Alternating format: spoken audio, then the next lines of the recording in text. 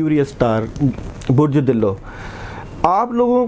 کے ساتھ جو معاملہ اللہ تعالیٰ نے دیا ہے وہ قدرتی ایک ہڈن معاملہ ہے، ایک خاموشی والا معاملہ، ایک وہ معاملہ جو آپ روحانی معاملہ کہہ لیں۔ آپ نے زندگی میں جو بھی کام کیا ہے، زندگی کے معاملات میں جب بھی آپ نے کام کیا ہے، آپ نے ایک سیف سائیڈ رکھی ہے ہمیشہ اپنی زندگی میں۔ اس سیف سائیڈ میں آپ نے کھیلا ہے، اس سیف سائیڈ کو آپ روحانی معاملہ بھی کہہ سکتے ہیں، یا وہ معاملہ جس سے آپ لوگوں کی مدد کرتے ہیں، لوگوں کا خیال کرتے ہیں، یا اپنے آپ کی مدد کے لیے آپ بہتر فیصلے اور ایک اللہ تعالیٰ سے تعلق رکھتے ہیں، اس تعلق سے آپ کو اللہ تعالیٰ خوشیوں کی طرف لے کے جا رہے ہیں۔ دیکھیں، آپ نے جب بھی کسی کے ساتھ کام کیا ہے یا کسی کے بھی معاملات میں آپ نے جو زندگی کو لے کے گئے ہیں، تو آپ نے دنیاوی پہلو نہیں دیکھا، آپ نے روحانی پہلو کو جو ہے وہ سامنے رکھا ہے، اور آپ نے کوشش کی ہے زندگی کے ہر معاملے میں روحانی پہلو کو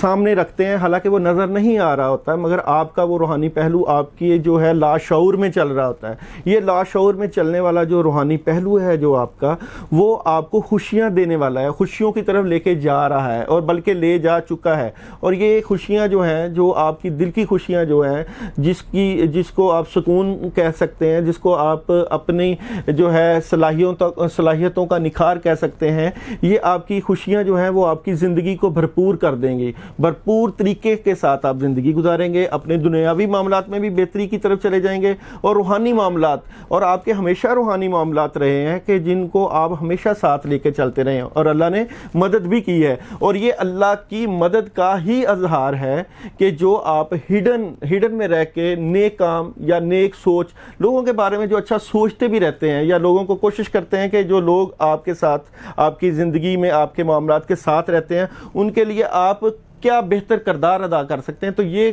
بہتر کردار ادا کیا ہوا آپ کی زندگی میں خوشیاں لے کے آئے گا۔ ان خوشیوں کو مزید بہتر کرنے کے لیے یا اللہ یا رحمان 71 ٹائم پڑھیں، عشاء کے بعد پڑھیں، اور اللہ کے اوپر جو ہے مکمل بھروسہ رکھیں کہ یہ جو خوشیاں آ رہی ہیں یہ آپ کی زندگی کو 4 چاند لگا دیں۔